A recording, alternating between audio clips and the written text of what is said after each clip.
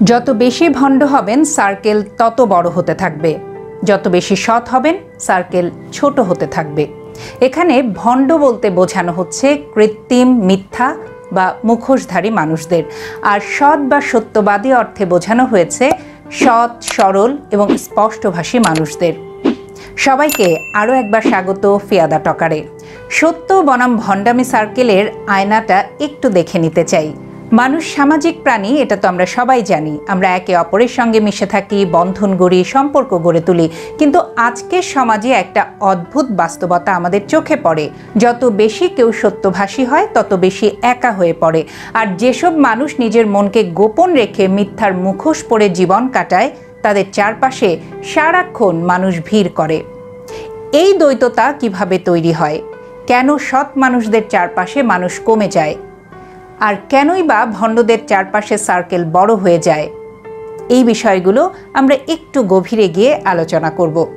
ভণ্ডামির মুখোশ একটি সামাজিক চাহিদা। ভণ্ড হওয়া মানেই কি খারাপ হওয়া? সমাজের একটি শ্রেণী বলে না, এটা কৌশল, টিকে থাকার একটি মাধ্যম। যেহেতু সবাই সত্যকে গ্রহণ করতে পারে না, তাই কৌশলে সত্য লুকিয়ে রাখা অনেকের কাছে বাস্তবসম্মত পথ। এই কৌশল হয়ে ওঠে সম্পর্ক রক্ষা করার, সুবিধা পাওয়ার বা বড় সার্কেল গড়ার উপায়। এমন মানুষেরা অনেক সময় মিথ্যা প্রশংসা করে, আসল চিন্তা মনেই রাখে এবং যা মন চায় না সেটাই বলে ফেলতে পারে শুধুমাত্র ভদ্রতার নামে। ফলে মানুষ তাদের পছন্দ করে, কারণ তারা কখনো খারাপ কিছু বলে না। কিন্তু এই সম্পর্কগুলো কি টেকসই নাকি কেবল সুবিধাবাদী? অন্যদিকে সৎ মানুষের সার্কেল ছোট হয় কেন? সৎ মানুষ অনেক সময় স্পষ্টভাষী হয়, যা মনে হয় সেটাই বলে দেয়, কারো ভুল দেখলে বলে দেয়, মুখে প্রশংসা করে, পেছনে নিন্দা করে না। এই রকম মানসিকতাকে অনেকে সহ্য করতে পারে না, কারণ আমরা প্রত্যেকেই চাই আমাদের ভুলগুলো ঢেকে রাখা হোক। আর যে ব্যক্তি সেটা প্রকাশ করে দেয় তাকে আমরা কঠিন মানুষ বা রূঢ় কিংবা অসামাজিক বলে দূরে সরিয়ে দেই। তাই একজন সৎ মানুষ দিন শেষে দেখে তার বন্ধুরা কমছে, তার সত্য কথাগুলো অনেককে আহত করছে, অথচ সে মিথ্যা বলছে না, কারণ সে মুখোশ পরে নেই। ভণ্ডরা জনপ্রিয় হয় কিন্তু অন্তঃশ্বাস শূন্য হয়। ভণ্ডরা অনেক দ্রুত জনপ্রিয় হয় কেন জানেন? কারণ তারা হ্যাঁ স্যার এই টাইপ চরিত্র, সবাইকে খুশি করতে জানে। তারা বোঝে কার সামনে কিভাবে কথা বলতে হবে। এমন মানুষদের সঙ্গে কাটানোর সময় সহজ লাগে, ঝামেলাহীন মনে হয়। কিন্তু দীর্ঘমেয়াদে এই সম্পর্কগুলো টিকে না, কারণ একসময় সত্য ধরা পড়ে যায়, সম্পর্ক হয় ভঙ্গুর, আস্থা ভেঙে পড়ে। তাই ভণ্ডদের সার্কেল বড় হলেও এর গভীরতা থাকে না। তারা হয়তো 100 জনের সঙ্গে কথা বলে, কিন্তু মন খুলে কথা বলার মতো একজনও থাকে না। সত্যের মূল্যে একাকিত্ব থাকে। এই পৃথিবীতে সত্য বলার সবচেয়ে বড় চ্যালেঞ্জ হলো একাকিত্ব মেনে নেওয়া। আপনি যদি সত্যভাষী হন তাহলে অনেককেই হারাতে হবে, সম্পর্ক ছিন্ন হবে, বিশ্বাস ভঙ্গ হবে, আপনাকে রুড, হার্ড, কমিউনিকেশন স্কিল নেই এগুলো বলা হবে। কিন্তু আপনি জানবেন আপনি মিথ্যা বলেননি এবং আপনি কখনো মিথ্যা বলেন না।